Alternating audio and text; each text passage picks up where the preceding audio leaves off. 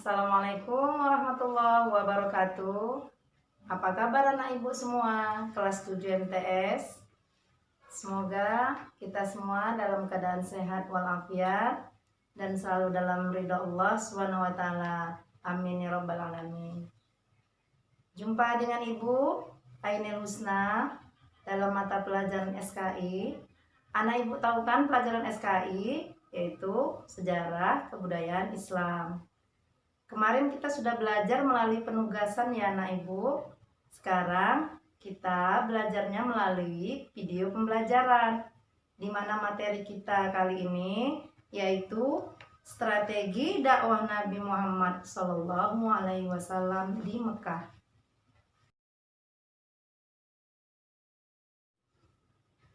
Adapun tujuan pembelajaran kita yaitu siswa dapat menganalisis strategi dakwah Nabi Muhammad SAW di Mekah.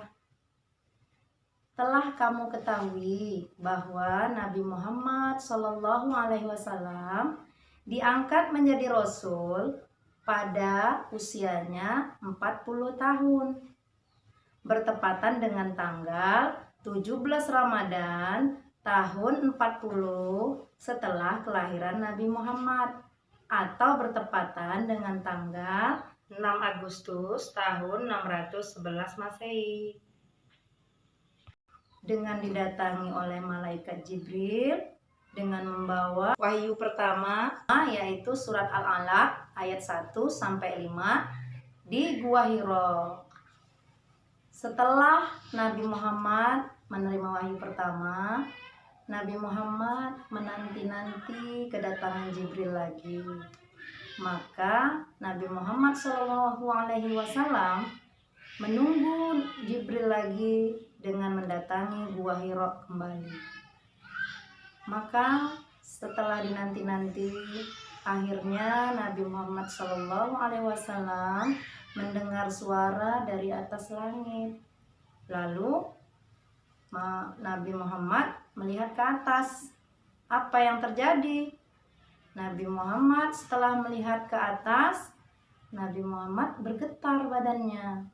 Lalu Nabi pulang ke rumah, lalu berbaring tidur dan menyuruh istrinya Siti Khadijah untuk menyelimuti tubuhnya. Baru pada saat dalam tidurnya Rasulullah, malaikat Jibril datang untuk memberikan wahyu yang kedua. Itulah surat Al-Mudaththir ayat 1 sampai 7. Suratnya bisa kamu baca ya anak ibu di buku LKS kamu halaman 10.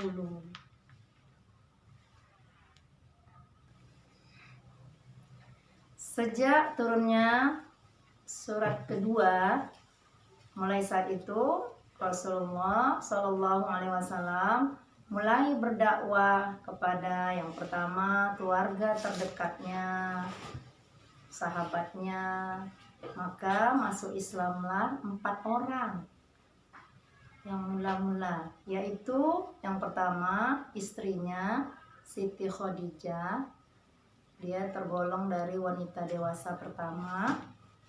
Kemudian yang kedua Ali bin Abi Thalib, sepupunya, sebagai orang yang pertama masuk Islam dari anak-anak.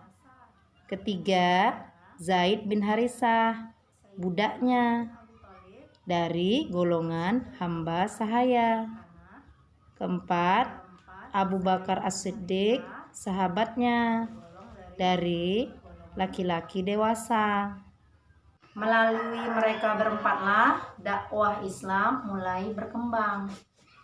Dari mereka lah terutama Sayyidina Abu Bakar mulai masuk Islam lah masyarakat Mekah. Di antaranya Bilal bin Rabah, Utsman bin Affan, Thalhah bin Ubaidillah, Abdurrahman bin Auf, kemudian Arqam bin Abil Arqam. Nah, di rumah Arqam bin Abil Arqam inilah Nabi Muhammad SAW berdakwah dengan cara sembunyi-sembunyi selama 3 tahun. Mereka inilah yang dikatakan dengan as-sabiqunal awalun, yaitu orang yang mula-mula masuk Islam.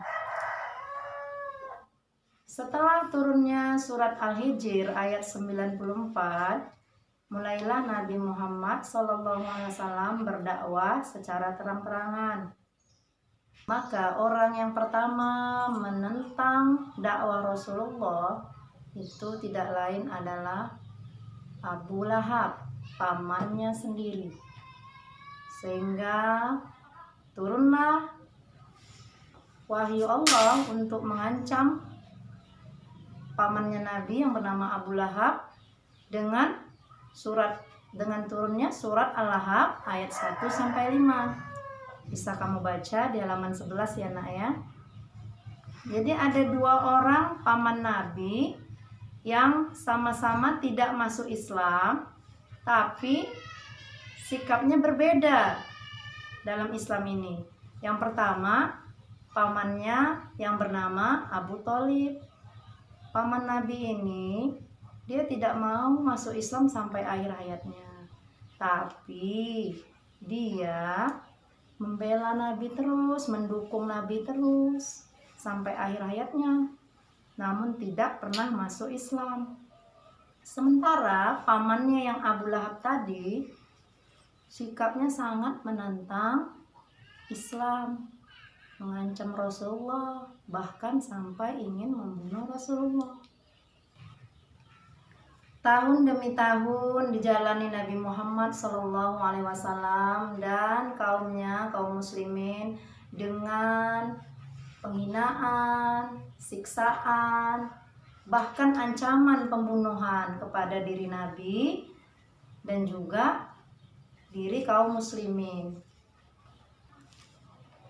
Anak ibu sekalian, pada masa tahun ke-10 dari kerasulan Nabi Muhammad SAW, Nabi Muhammad ditimpa 2 kesedihan, yakni meninggalnya pamannya yang paling dicintainya, yaitu Abu Thalib, dan istri tercintanya Siti Khadijah. Sehingga tahun itu dikenal dengan nama Amul Huzni, artinya tahun duka cita atau tahun kesedihan. Tetapi Allah menghibur Nabi Muhammad SAW dengan menyuruh Jibril membawa Nabi Muhammad untuk Isra Mi'raj. Apa itu Isra Mi'raj? Isra adalah perjalanan Nabi Muhammad dari Masjidil Haram ke Masjidil Aqsa. Sementara Mi'raj yaitu perjalanan Nabi Muhammad dari Masjidil Aqsa sampai ke langit bertemu Allah Subhanahu wa taala. Nah, di situ Rasulullah menerima perintah sholat 5 waktu yang sekarang diperintahkan untuk wajib kita kerjakan. Anak ibu semua harus mengerjakan sholat 5 waktu ya, kapanpun, dimanapun, walaupun dalam keadaan kamu sedang sakit. Demikian pembelajaran kita pada kesempatan kali ini. Anak ibu jangan lupa mengerjakan tugas-tugasnya ya di setiap minggunya. Silakan dikerjakan dengan melihat buku LKS kamu dan pahamkan baik-baik pembelajaran kita. Sama-sama kita ucapkan hamdalah, alhamdulillahirabbil alamin. Semoga bermanfaat untuk anak ibu semua. Assalamualaikum warahmatullahi wabarakatuh.